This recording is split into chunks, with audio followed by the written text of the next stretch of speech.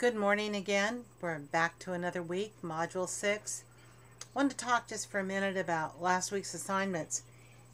You know, the interesting part about psychotherapy, psychosocial rehabilitation, is where is it going and what is it going to do for us in this field? I think that your answers, particularly in your critical thinking questions, you need to be sensitive to the fact that this is the opportunity for you to talk about what you're learning, what you have learned. And those of you who use very few words, I happen to be a person of few words also, but that's not telling me the depth of your thinking or how you relate what you've read and what you've seen to what you think should be in practice. For years, we thought that the only way to deal with any mental illness was to have intense psychotherapy.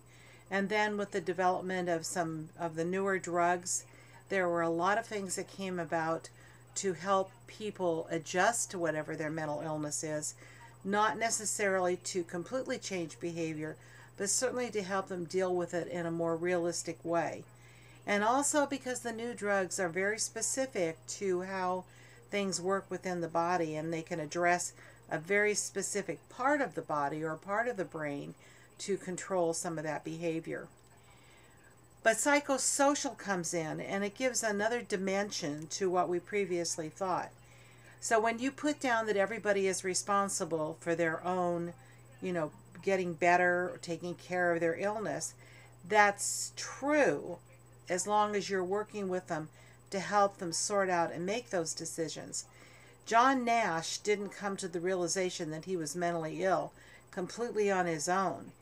A brilliant man who was unusually able to go in and change his behavior, but it took a lot of monitoring. His wife was a saint in that she helped him and stayed with him as long as she could to help him adjust to what those behaviors were.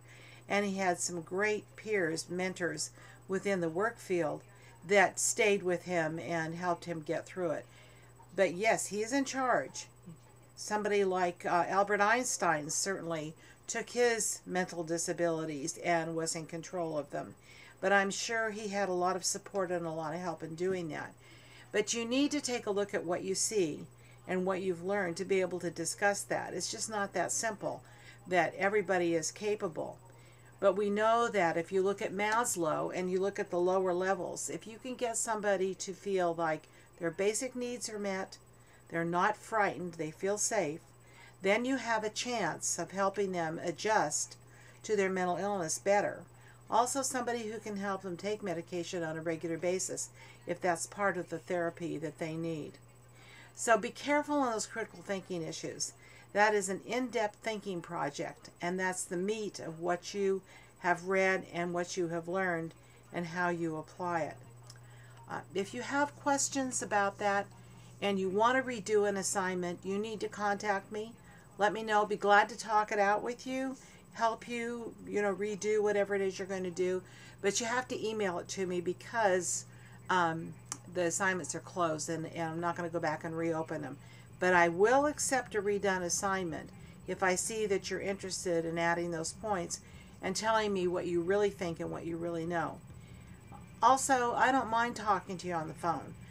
My problem with online education is that I like contact with students. I like to hear what you think. I like you to tell me. I like to ask you questions to see what you know or how you feel. And I don't care if it's different from what I think or feel. That's part of finding out who you are. So anyway, I hope you're having a great week. I hope you had a great Valentine's Day, and I look forward to reading what you have to say. Thanks.